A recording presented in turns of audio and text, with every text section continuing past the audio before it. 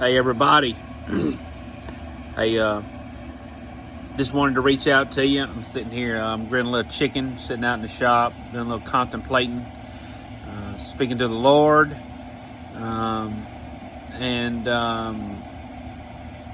the scripture, I was reading in Micah today, and in Micah chapter 5, 1 through 5. I'm not going to read it because I want you to go read it. But it pretty much what it's saying is talking about the coming of the Messiah, and it's talking about what we need to do and then what he's going to do. And the very first scripture, it talks about gathering together, coming together. And as I was sitting here and I was thinking about that and thinking about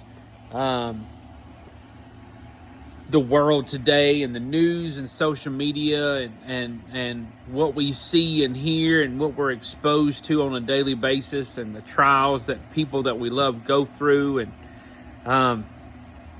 man, I just feel heavy right now that it is very important that we get closer to one another. COVID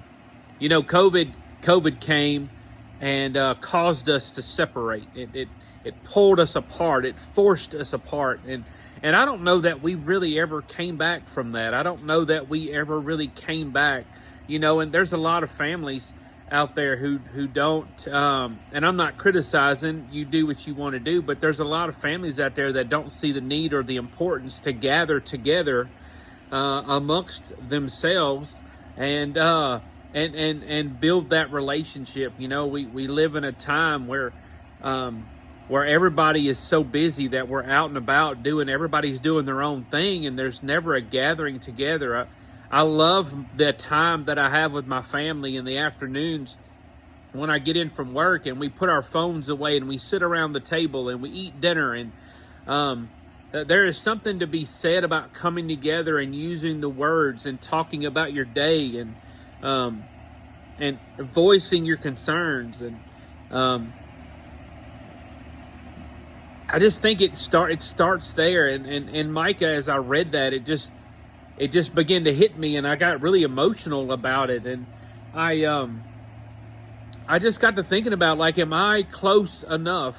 Am I close enough to the Father? Have I brought myself, not him because he's never leaving, but have I allowed him to be in relationship with me to a place that I am now safe? I am now in relationship. I now know what his voice sounds like. I know what he feels like. Like, is it enough? And is my relationship with my family reflective of my relationship with the Father? Is the way I treat my children indicative of the way that I treat the Father? Or is it what the sin in my life does to me? Am I broadcasting that onto my family and onto my children?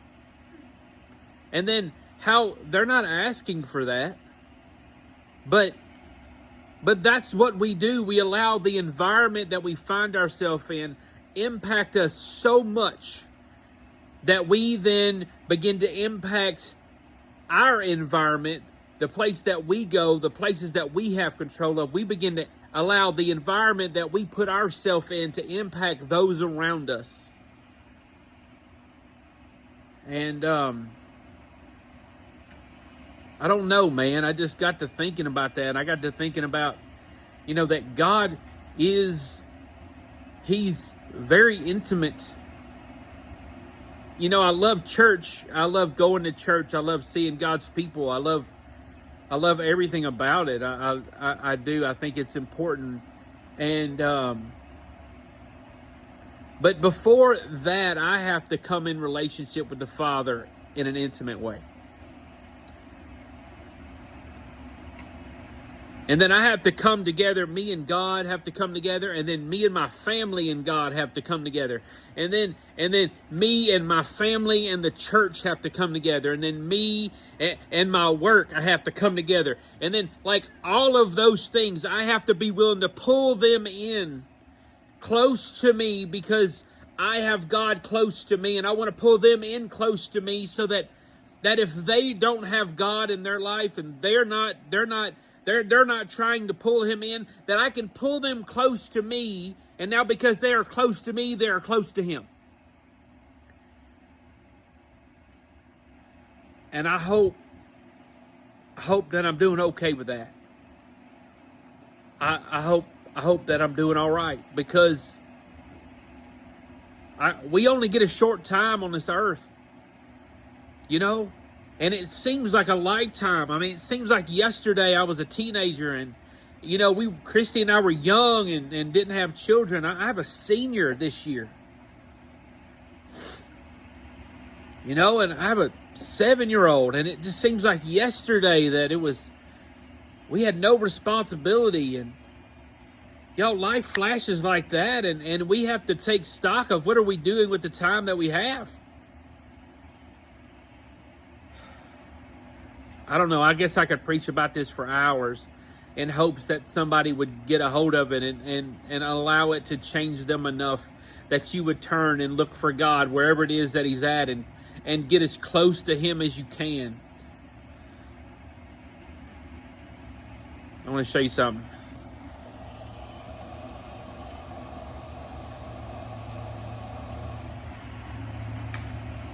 That's why I have to be close to the Father. Because it's not just about me. The older I get, the more that it feels like everything that God brings me to and brings me through is not for me.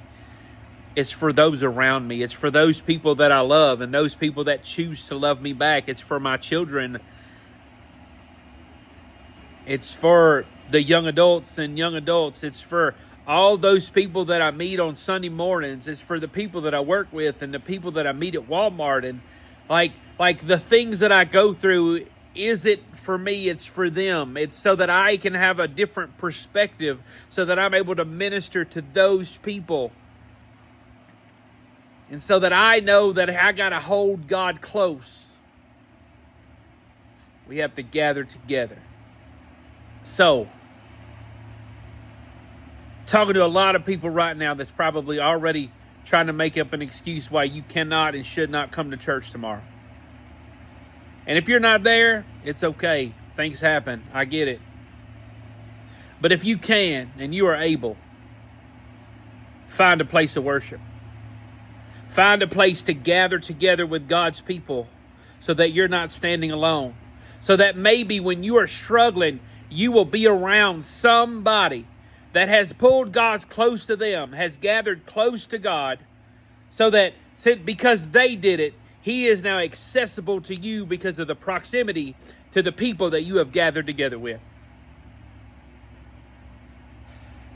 I don't know. I hope this blesses your heart. I hope that you do something with it.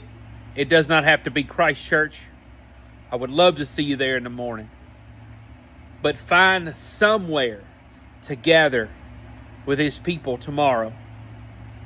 And he will present himself to you. And if you will grab a hold of him and pull him close, he will change your life. I love you. I hope that you have a great Saturday afternoon. God is so good, and I'm so grateful that he is always presenting himself to me, that I may hold him close for those that I love. I love you. Have a great day.